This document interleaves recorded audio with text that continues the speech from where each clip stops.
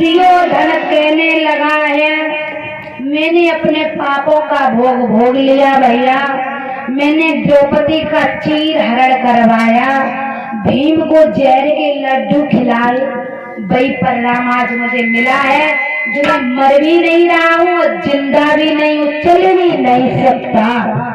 महाराज, दुर्योधन की जन्म पत्रिका में लिखा था कि जब दुख सुख इकट्ठे हो जाएंगे तभी मरेगा, उससे पहले मर नहीं सकता।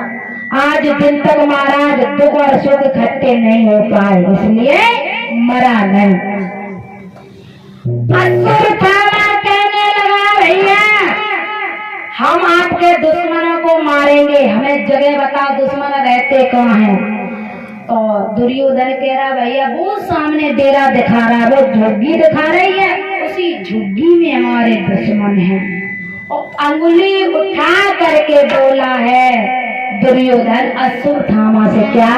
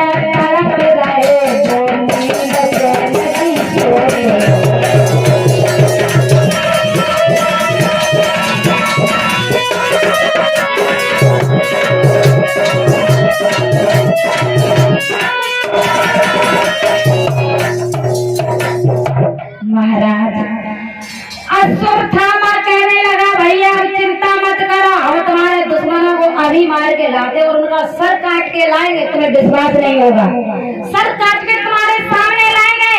आज भैया चलो। अश्वत्थामा चला। उससे पहले कन्हैया ने जान लिया कि आज जिन पांडवों की हम रक्षा जिंदगी भर करते रहे, आज वही पांडव मारे जाएंगे। अश्वत्थामा को जाने से पहले कन्हैया उसी शिविर में प्रवेश हो गए। अर्जुन से कहा, अर्जुन आज हमारी इच्छा है, चलो कहीं घूमने चलेंगे। अर्जुन ने कहा, नहीं प्रभु माफ करना, इतने दिन हो गए युद्ध होते हुए, हम सो नहीं पाए, हमें बहुत निद्रा लगी, हमें सो लेने दो। कन्हैया कहने लगे, अर्जुन हमारी इच्छा नहीं बल्कि हमारी आज्ञा भी है। महाराज, पांडव कन्हैया की आज्ञा को टाल नहीं सकते थे। पांचों पांडव उठे हैं और अपने अपने पुत्रों को वहीं पर सोता छोड़ दिया। अपने अपने पुत्रों के साथ सो रहे थे पांडव, सोता छोड़ दिया। अगर वो जान लेते कि आज मेरे पुत्र मारे जाएंगे तो पुत्रों को भी जगा लेते हैं। चले कन्हैया पांडवों को लेकर घूमने के लिए।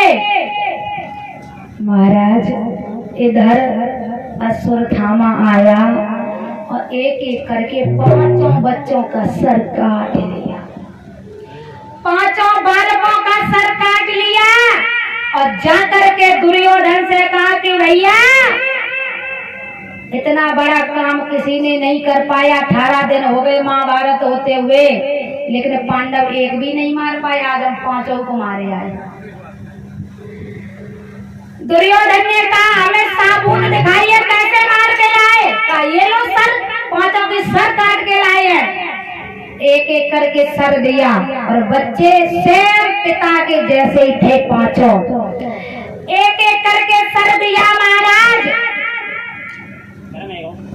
तो पांचवा सर भीम का दिया। पहला सर दिया तो दुर्योधन ने रगड़ा दबाया फेंक दिया, दूसरा भी रगड़ा दबाया फेंक दिया। पांचवा सर जब भीम दिया तो उसे भी रगड़ा दबाया फेंक दिया। दुर्योधन कहने लगा भैया ये पांडव नहीं मारे गए।